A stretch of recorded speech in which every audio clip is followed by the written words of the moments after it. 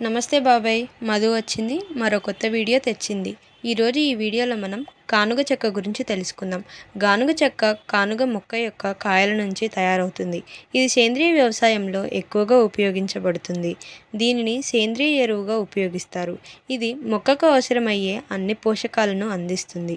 కానుగ చెక్క యొక్క విశిష్టత ఏంటంటే ఇది నత్రజనిని ఎక్కువ మోతాదులో కలిగి ఉంటుంది.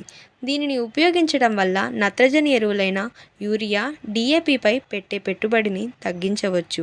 కానుగ చెక్కలో నత్రజని 4.8% ఉంటుంది, భాస్వరం 0.4% ఉంటుంది, పొటాషియం 0.74% ఉంటుంది.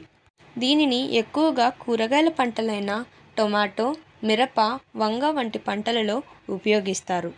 కానుగ చెక్క గురించి మరింత సమాచారం కోసం స్క్రీన్పై కనిపిస్తున్న నంబర్ను సంప్రదించగలరు.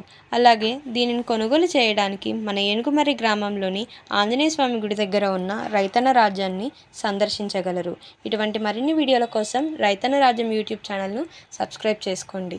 ధన్యవాదాలు.